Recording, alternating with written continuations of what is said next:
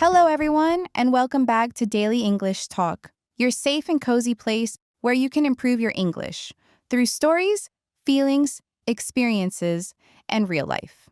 I'm your host, Emily, and before we dive into today's episode, I just want to remind you to subscribe to Daily English Talk because it truly helps this podcast grow, and it helps you continue learning English every single day in a natural, warm, enjoyable way. Today, I want to share something very personal with you. A long, detailed story about a trip I've taken recently, about the people I've met, and about the things I've realized. While I tell you about my day, you'll hear many examples of the present perfect used naturally, exactly like native speakers use it. From time to time, I'll explain why I've chosen that tense, but I won't turn this into a grammar lecture. This is a real podcast, a story, a journey. And I want you to feel like you're there with me. So, sit back, relax, and let's begin. This past week has been unusual for me. I've been working a lot, I've been feeling exhausted, and I've been thinking that maybe I need a small break. Nothing big, not a long vacation, not a big trip, just a short escape from routine.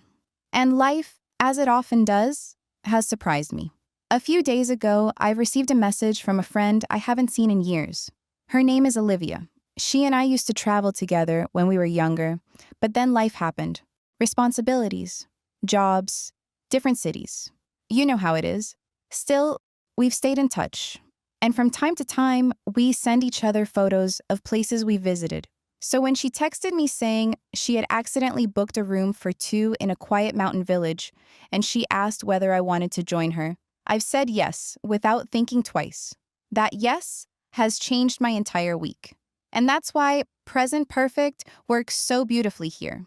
I've said yes means the decision I made earlier has consequences now. It's the reason for everything I'm about to tell you. So, early on Friday morning, I packed my backpack.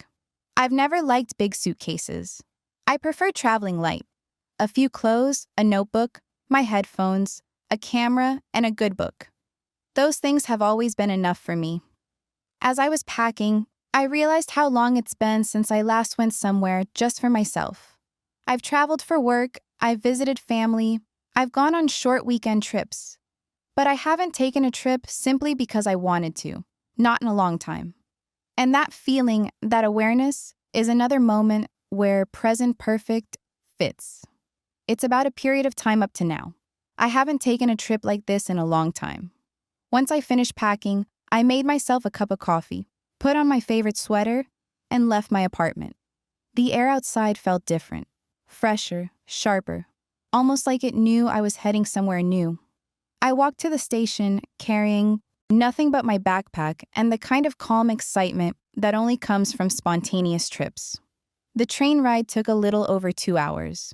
I sat by the window, watched the city slowly disappear, and felt myself becoming lighter with every passing minute. Trees, fields, rivers, small houses, everything outside the window reminded me of childhood trips with my parents. Back then, every journey felt like a miracle. As adults, we often forget that feeling. But sitting in that train, watching the world outside shift from gray to green, I felt something warm inside me, like a part of that childhood wonder had returned. When I arrived at the small mountain station, Olivia was already there waiting for me. We haven't seen each other in almost 3 years, but when we hugged, it felt like no time had passed at all. That's another perfect example of present perfect. We haven't seen each other in 3 years. It talks about the time until now. She looked the same, maybe a little more tired, maybe a little wiser, but still the same warm, bright person I've always known. We started walking toward the guest house she had booked, and as we walked, we talked about everything. Work, relationships, the strange way time moves faster when you're an adult, the things we've learned, the mistakes we've made, and the dreams we still have. When we reached the guest house, I was surprised by how beautiful it was. It wasn't big or fancy. It was simple, wooden, cozy, the kind of place where you instantly feel at home. The owner, a middle-aged man named Daniel, greeted us with a big smile and said he had prepared fresh tea for us. That small gesture felt incredibly kind, and it reminded me of something important. Kindness is never small. It always matters. We sat in the kitchen, drank tea, and listened to Daniel telling us about the village. He said he had lived there his whole life. He had inherited the house from his parents, and he had turned it into a guest house 10 years ago. When he said, "I've lived here my whole life," that's present perfect, describing a life experience that continues to the present. After we settled in our room, Olivia and I decided to explore the village. The moment we stepped outside, I felt like I had stepped into another world, or into a postcard. The air smelled like pine trees. The sky was a bright, clear blue, and the mountains surrounding us stood tall and quiet, like ancient guardians. We walked through narrow stone paths, past small wooden houses with colorful shutters, and greeted the villagers who smiled at us like they had known us forever. There's something special about small places. People see you, notice you, and treat you like a human being, and not like a stranger passing by. At one point, we met an elderly woman selling handmade candles. She told us that she had been making them for more than 40 years. The candles smelled like honey and wild herbs. I bought one, a small, round candle with dried lavender pressed into the wax. And she smiled as if she knew it was going to someone who would appreciate it. As we walked away, I realized how much I've missed these tiny interactions. Honest, simple, real. In big cities, everything is fast.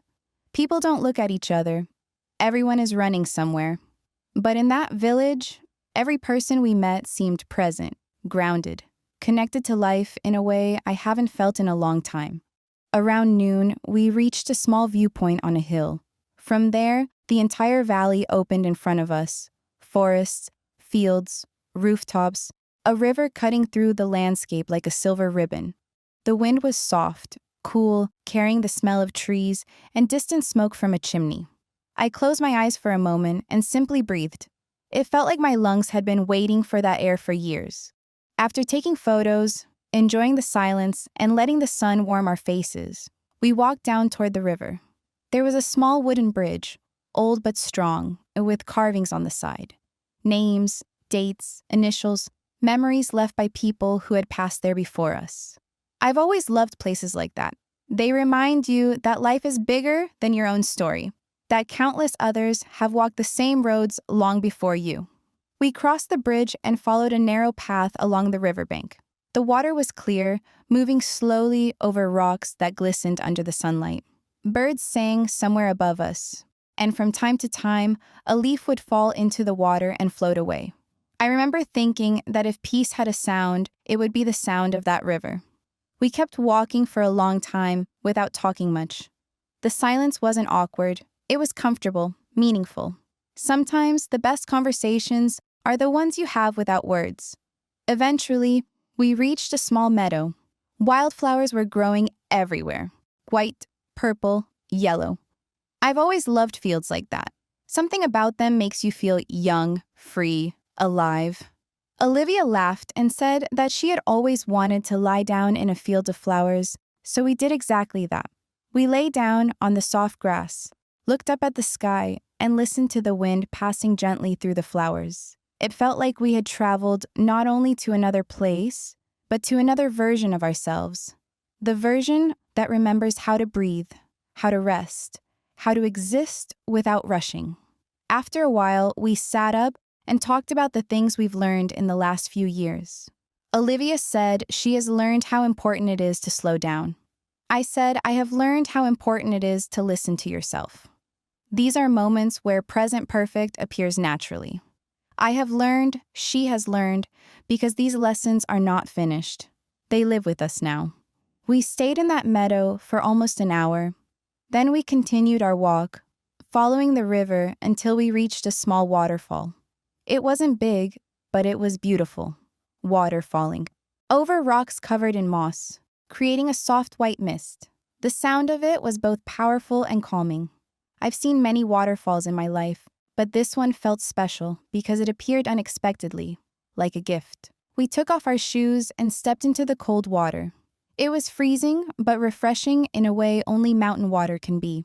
Olivia splashed me. I splashed her back, and for a moment we were two kids again, laughing like nothing in the world mattered except that exact second. After leaving the waterfall, we followed a different path back toward the village. On the way, we met a man in his 30s carrying a basket of apples. He said he had picked them that morning from his family orchard. He gave each of us one apple. It was small, green, slightly sour, exactly the kind of apple that tastes like childhood. That man told us he had lived in the village all his life, but he had traveled to many countries. I've been to Italy, Spain, Morocco, he said, and I noticed how naturally he used present perfect, describing experiences that shaped him. By the time we reached the village again, the sun had already begun to dip behind the mountains. The air turned cooler, and the sky turned a soft shade of orange. We went back to the guest house, tired but happy. Daniel, the owner, greeted us again and said he had prepared dinner for all the guests. A simple meal: soup, bread, vegetables, and herbal tea. It was one of the most comforting dinners I've ever had. After eating, we sat with Daniel and two other guests, a couple from Germany, and talked for a while. We shared stories about travel, about the places we visited, and about the moments that have stayed with us. And every time someone described their experiences, Present Perfect appeared naturally. I've always loved mountains. We've traveled a lot. I've never seen a place like this before. Language, when used in real life, always finds the right shape. Later that night, Olivia and I went outside and sat on the wooden porch. The sky above us was filled with stars, more stars than I've seen in years. The air smelled like night, wood, and distant smoke.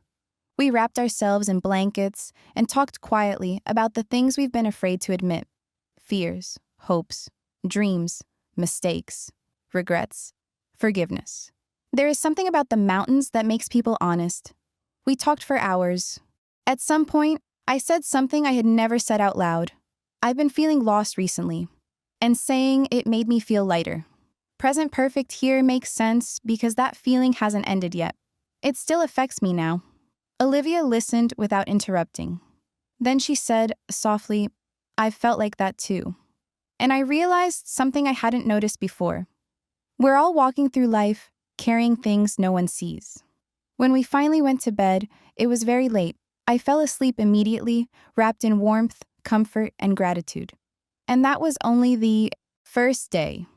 And when I finally left the little seaside cafe, I realized something interesting. I hadn't just spent a morning drinking coffee and talking to strangers. I had experienced something that would stay in my memory for years. And that's exactly why the Present Perfect is so useful. It lets us talk about the things that have happened and still matter now. So, as I walked along the coastline, I kept thinking about everything I have learned during my travels. Sometimes, I don't even notice how much I've changed until I stop and look back. Traveling does that. It shapes you, it pushes you forward, it shows you sides of yourself you didn't know existed. And I realized I have changed more in the last few years than in the entire decade before. Not because of something dramatic, but because I've finally allowed myself to explore, to make mistakes, to ask questions, to say yes to people and opportunities. I kept walking until I reached the little harbor where dozens of boats were floating gently in the water. I sat on the wooden dock, the sun warming my shoulders, and watched the fishermen clean their nets. I don't know why, but moments like that always make me feel peaceful. Maybe because they remind me that time doesn't have to rush. Sometimes time can simply flow. As I sat there, I thought about the people I've met on this journey, and I realized I have met so many incredible people unexpectedly. For example, a few days before arriving in the seaside town, I had taken a long bus ride through the mountains. The bus was old, the seats were uncomfortable, and the road was winding. One of those trips where you keep telling yourself, "Why did I choose this route again?" But that route changed everything. Because on that bus, I met a woman named Lara. She was in her early 60s with short gray hair, bright green eyes, and the kind of smile that instantly makes you feel safe. At first, we just exchanged polite greetings, but then the conversation naturally unfolded. She told me she'd been traveling alone for years. She had visited more than 40 countries. She had slept in the Sahara Desert, eaten street food in Bangkok, and climbed mountains in Patagonia. And she said something I'll never forget. "I haven't lived a perfect life, Emily, but I've lived a curious one, and that has always been enough." Those words hit me deeply, because sometimes I worry too much about doing everything right. Maybe you do that too. Overthinking, planning, trying to make perfect choices. But life doesn't need to be perfect. Life needs to be experienced.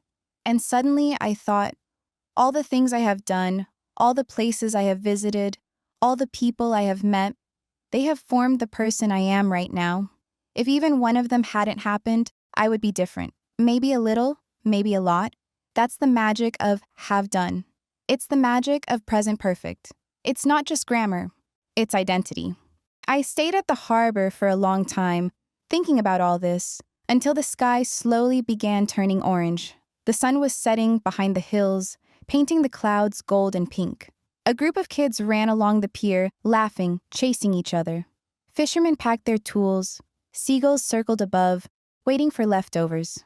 And I realized something else, something personal. During these travels, I have learned to be alone without feeling lonely. That's something I couldn't say a few years ago. I used to be terrified of being by myself. I always needed company, noise, plans. Silence made me uncomfortable. But now, silence feels like a friend. It feels like clarity. It feels like breathing. And as the evening breeze picked up, I remembered that tomorrow I had planned to take a small train deeper into the island, to visit the old village I mentioned earlier. The one people said hadn't changed in decades. The one where traditions were still alive. I smiled to myself, thinking about it. I love places like that. Places where time moves slower, where people still bake bread in old stone ovens, where streets are narrow and children play football barefoot, where every house has flowers in the window. I haven't visited that village yet, but I already had the feeling it would be special. Sometimes you can feel that something is right before you even see it. The next day, I packed my small backpack, just the essentials. I've learned not to carry too much. When you travel a lot, you understand that the more you bring, the more you worry. Now I carry only what I need. And honestly, I've never felt freer. The train station was tiny, just a single platform, a small wooden bench, and a sign that had clearly been there for decades. The train itself looked like it had survived 100 summers. But it was charming in a nostalgic way. As I sat down, an old man approached me. He wore a hat that looked handmade, and he carried a small woven basket filled with fruit. He smiled and asked where I was going. I told him I was visiting the old village. His eyes brightened. "You'll like it there," he said. "The people have big hearts." Then he handed me a small apricot from his basket. "For the journey," he added. I thanked him, a bit surprised. I had barely spoken to him for 30 seconds, but he already showed such kindness. And that's something else I have noticed about traveling. Kindness appears everywhere if you're open to seeing it. The train started moving slowly, shaking slightly as it climbed into the hills. The landscape changed quickly, from beaches to forests, from forests to cliffs, from cliffs to fields of wildflowers. It almost felt like I was traveling through different worlds. When I arrived, the village looked exactly like I imagined, maybe even better. Stone houses with red roofs, narrow streets, flower pots in front of every door, the smell of bread and herbs in the air, a small fountain in the center, children playing, dogs running around, and the most heartwarming thing? People greeted me even though they had never seen me before. "Good morning. Welcome. Are you visiting?" It felt like stepping into a storybook. I walked slowly, taking everything in. I visited a tiny bakery where the owner told me she still used her grandmother's recipes. I tasted bread that was warm, soft, and probably the best bread I've ever eaten in my life. I visited a little shop where a woman sold handmade pottery. She told me her family had been making ceramic bowls and plates for generations. She showed me pieces she had created that morning. I bought a small cup, light blue with a simple pattern. I still have it. Every time I drink tea from it, I remember that day. Then something unexpected happened. One of those beautiful surprises life gives you when you least expect it. As I walked past a small courtyard, I heard music, guitar, soft singing, laughter. I turned my head and saw a group of young people sitting around a long wooden table. They were eating, drinking, playing music, just enjoying life. One girl saw me and waved. "Hey, come join us." I hesitated for a moment. I didn't want to intrude, but they insisted. Within minutes, I was sitting at the table, eating homemade food, talking, listening to stories. They asked where I was from, what I was doing on the island, what places I had visited. And that's when I realized something else. I have had so many moments on this journey where strangers became instant friends. That's the thing about traveling alone. You're never really alone. We spent hours together. We sang songs. We shared stories. We talked about dreams, fears, plans, the future. And one of the guys said something that stayed with me. You haven't truly visited a place until you've shared a meal with the people who live there. And he was right. When the sun started setting, one of the girls walked with me back toward the train station. We talked about life, about choices, about paths that lead us somewhere unexpected. And she said, "I haven't traveled much, but I've learned that everyone you meet teaches you something. Everyone." I smiled, because I felt the same. When I finally got back on the train, I felt full, not just physically, but emotionally. My heart felt full. My mind felt full. My soul felt full. I had only spent one day in that village, but I felt like I had lived something meaningful, something that would stay inside me forever. And that's why the present perfect is so powerful. Because I can say, I have visited that village. I have met those people. I have shared that meal. I have felt that warmth. And all of it is still with me. Right now, in this moment, traveling teaches you this. Every experience becomes part of you. So when I returned to the seaside town that evening, I felt different again. Just a little, but enough to notice. And as I walked along the beach, listening to the waves, I realized I have grown, I have seen, I have lived, and I'm still learning, and I'm grateful for every moment. And now, before we finish this episode, I want to remind you, if you've enjoyed this podcast, don't forget to subscribe to Daily English Talk because I've prepared so many more stories, lessons, and real-life examples to help you improve your English naturally, through life, through experience. Thank you for spending this time with me. Thank you for listening, and thank you for learning with me. I'll talk to you soon. This is Emily, and I hope your day has brought you something beautiful.